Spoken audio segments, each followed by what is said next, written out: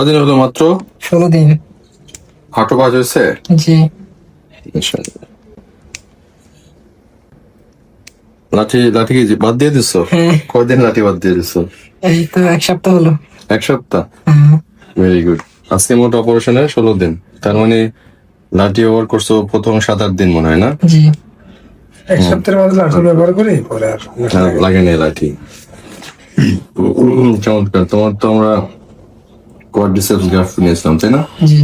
খুবই strong graft, 9 millimetre graft, সাথে এডিটি করলাম। চমৎকার তোমার একটু কে ভাইয়া, দেখি পাটা উপর তোলো দেখি। হ্যাঁ, চমৎকার। সোজা করো, রাইট। পাটা উঁচু করো এরকম, এই তো, ভেরি গুড। আবার ডাউন করো, হ্যাঁ, চমৎকার। তাহলে খুবই সুন্দর। তাহলে কালকে থেকে অবশ্যই 2 পায়ে সমান ভর দিয়ে হাঁটবেন। হাঁটার সময় ব্রেস করবেন, অন্য সময় ব্রেস করবেন না। ওকে? হাতে গোসল করবেন, পানি লাগাবেন, এটা সাবান দিয়ে ওয়াশ করবেন। কি দিয়ে? সাবান দিয়ে। কোনো সমস্যা নেই, হাতে সাবান দিয়ে ওয়াশ করবেন, কিন্তু কাপড় দিয়ে ঘষবেন না। আচ্ছা। এই গোসল করতে করতে একটা সময় 2-4 দিন পরে এই কালো যে ডেড স্কিন আছে সব ফুটে যাবে, কেমন? আর গোসল করার পরে সুন্দর মতো মুছে শুকায় একটা অয়েনমেন্ট দিব, একটা মলমটা লাগাবেন, ঠিক আছে? ওষুধগুলো খাবেন আর ব্যায়াম চালিয়ে যাবেন, ঠিক আছে? কি কি ব্যায়াম করবেন আমার মধ্যে খুব সুন্দর। হ্যাঁ, একদম শুকিয়ে গেছে, কোনো কোচ পাই নাই, কোনো কাঁচা কিছু নাই, কেমন? সব পারফেক্ট। ওকে, এখন উঁচু করেন, হাঁটু উঁচু করেন। ওরকম না, ওরকম না, এই শুধু জয়েন্টটা উঁচু করেন।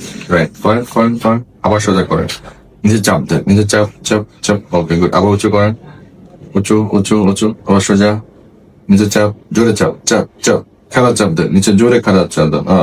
আবার আপ করেন, ঠিক আছে? এরকম করে করে হাঁটুটা পুরো সোজা করতে হবে। কি করতে হবে?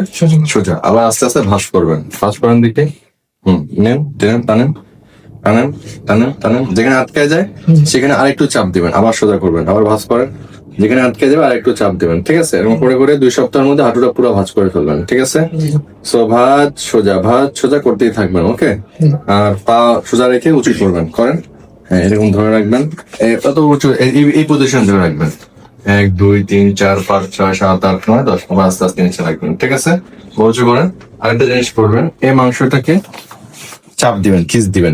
এটা তো পরে দেন, খিস দেন, নিচে চাপ দেন, নিচে চাপ দিলে এটা খিস দেন। হ্যাঁ, দেন, রিল্যাক্স করেন, খিস দিয়ে ধরে রাখেন, আবার রিল্যাক্স করেন। রাইট, আবার খিস দেন, নিচে চাপ দেন, নিচে চাপ দেন, নিচে চাপ দেন।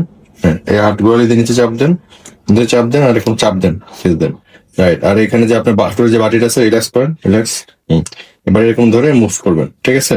ডানে বামে হাঁটু বাটটা মুভ করবেন। ওকে, আর যেটা করবেন, কি বলতেছিলাম, এই কাজটা করতে হবে। উঁচু করেন পা, এইখানে পাটা রাখবেন, রেখে পাটা আপ ডাউন করেন, উঁচু করেন, ধরে রাখেন। 1 2 3 4 5 6 7 8 9 10। আবার নিচু করেন, ছেড়ে দেন, আবার উঁচু করেন। এই ব্যায়ামটা খুবই গুরুত্বপূর্ণ, ঠিক আছে? একদম রেগুলার করে যাবেন এবং ম্যাক্সিমাম সময় দিবেন। বাসা আপনার আর কোনো কাজ নয়, সারাদিন এই ব্যায়াম রাখবেন, ঠিক আছে?